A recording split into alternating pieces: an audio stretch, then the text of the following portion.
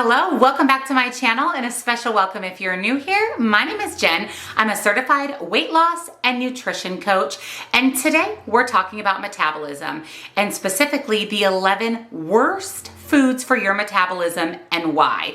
If you're excited for today's video, give it a huge thumbs up, and of course take a moment, subscribe, ring your bell so you never miss a single upload. I do upload every Tuesday and Thursday. Check out that description box down below for nutrition coaching, where I offer personalized to you macros and calories. Highly recommend, as well as one-on-one coaching if you would like to chat with me directly. Links, discounts to my favorite healthy things are also down in the description box. So let's talk about the 11 worst foods for your metabolism. There's no doubt about it. Figuring out how to lose fat, how to lose weight is hard. If you're hitting the gym, eating right, and getting in those Z's and not seeing any results, it could have a huge part in the foods that you're choosing as well as your metabolism. So the answer, ditch the foods that are affecting your metabolism in a negative way. Metabolism is a naturally occurring biochemical process whereby your body converts food and drinks into energy. It's a key factor when it comes to achieving the number on the scale.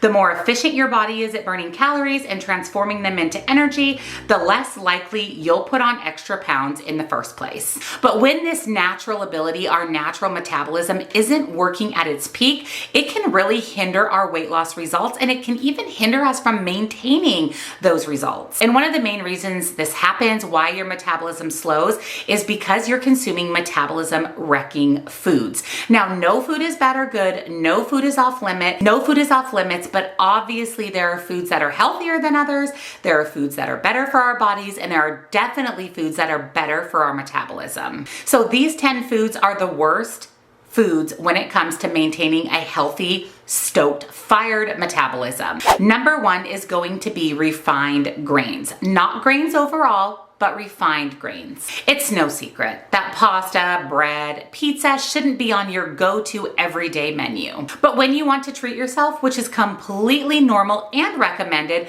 make sure you're doing it in a smart, healthy way. By consuming a lot of refined grains, starches, carbohydrates altogether can wreak havoc on your metabolism. If possible, make sure that you're choosing whole grains, things that are made up of whole grains rather than refined grains. You can often find whole grain pizza crust. You can absolutely find whole grain pastas. The more simple a carb is, think about white bread, white pasta, the faster our body digests these. This basically means your metabolism doesn't have to work as hard to break down these foods.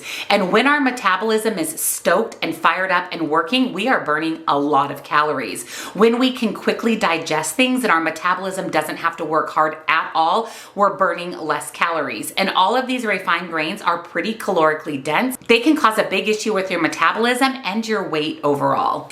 Number 2, I'm sorry to say, is alcohol. Sure, a glass of wine or a nice cold beer can be a great way to end out an evening, but be mindful of how often and how much alcohol you're consuming. The recommended amount is 1 drink per day for women and 2 drinks per day for men. This is what is considered healthy. The reason alcohol is linked to weight gain doesn't have really anything to do with its caloric intake. It's how our body metabolizes and processes alcohol. Drinking alcohol decreases your body fat burning percentage by 73%.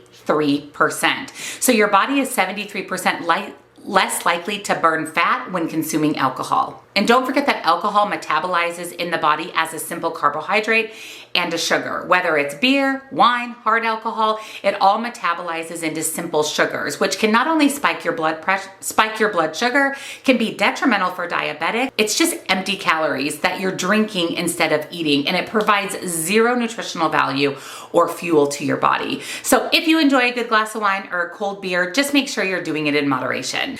Number 3 is conventional produce, and what this means is non-organic produce. Eating foods contaminated with pesticides leads to a lower metabolism. The more of these foods that are part of your diets, the worse off your metabolism is. The obesity review found that people that contain this, because I'm definitely not going to pronounce this correctly, which is a pesticide, tend to have a slower metabolism and a much harder time losing weight overall. So if you're going to consume fruits and beverages and produce, just make sure that you're buying them organic, especially the dirty dozen. I will go ahead ahead and in the description box, link the Dirty Dozen and Clean 15 and which foods fall into those categories. Now the Clean 15, you can purchase conventional if you would like, but the Dirty Dozen, make sure you're always purchasing that organic. For me, I just purchase all of my fruits and vegetables organic. Number 4 is traditional yogurt. Greek yogurt actually offers a lot of metabolism boosting effects because of its high protein, low sugar content. Greek yogurt is also full of probiotics, which helps a healthy gut. But if you venture into the world of traditional yogurts, those sugar-packed Yoplait, Dannons,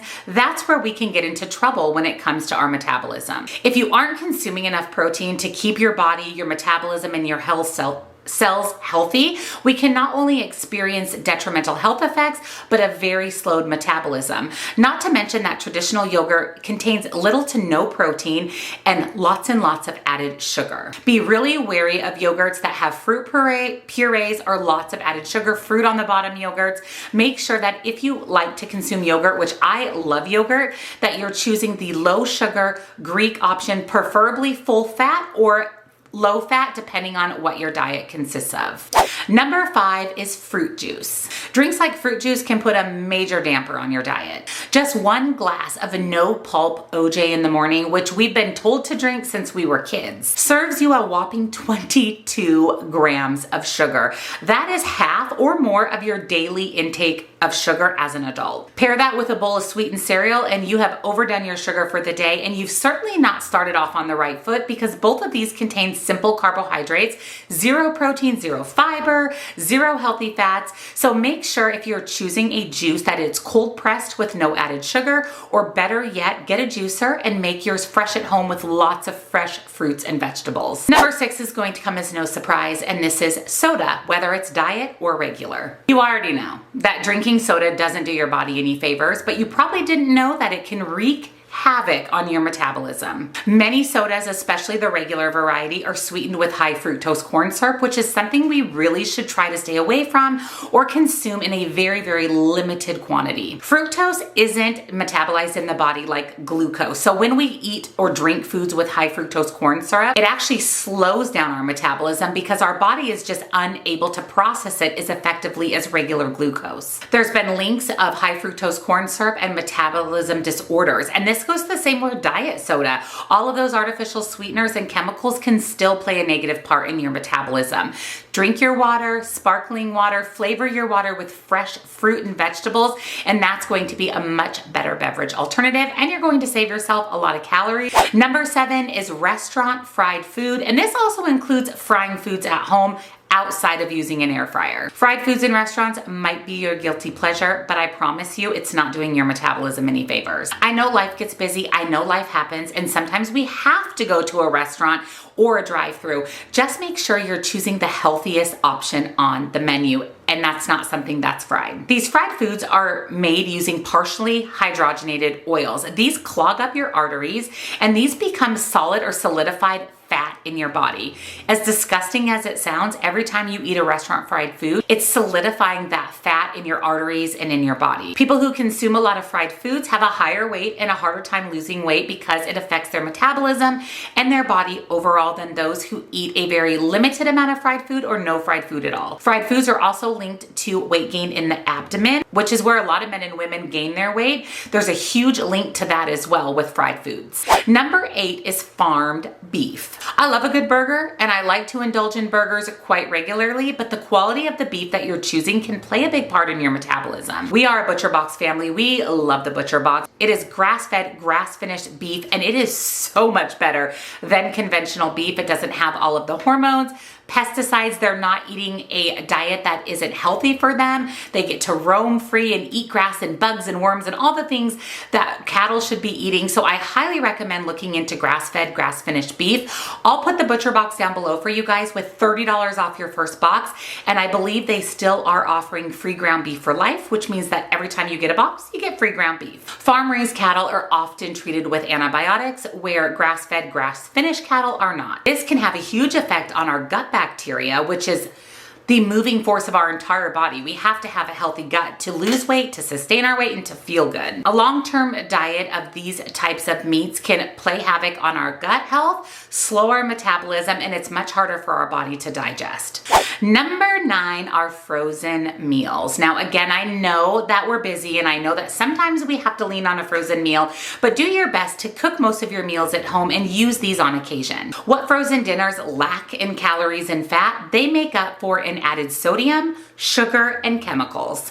Not to mention trans fat and hydrogenated oils, which all slow your metabolism. So if you have to have these in a pinch, feel free, but make sure that you're doing your best to consume meals prepared at home. And number 10 is regular sea salt, so just traditional sea salt. Opt for iodized salt instead. This basically means that there's iodine as part of the salt, which is an absolutely necessary nutrient for our body and our metabolism. It has a positive effect on your thyroid and in turn your metabolism. Without sufficient levels of iodine in our body, not only does our thyroid have a hard time functioning, but our metabolism is linked to our thyroid and will also slow in the process. Try to sneak in some veggies topped with iodized sea salt a few times a week. And last but not least, number 11 are granola bars. Often thought of as healthy and a great snack or on-the-go meal. Unfortunately though, they are one of the sneakiest causes of metabolic slowdown. While their oat-based can help lower your blood pressure and your cholesterol, the shocking amount of sugar in granola bars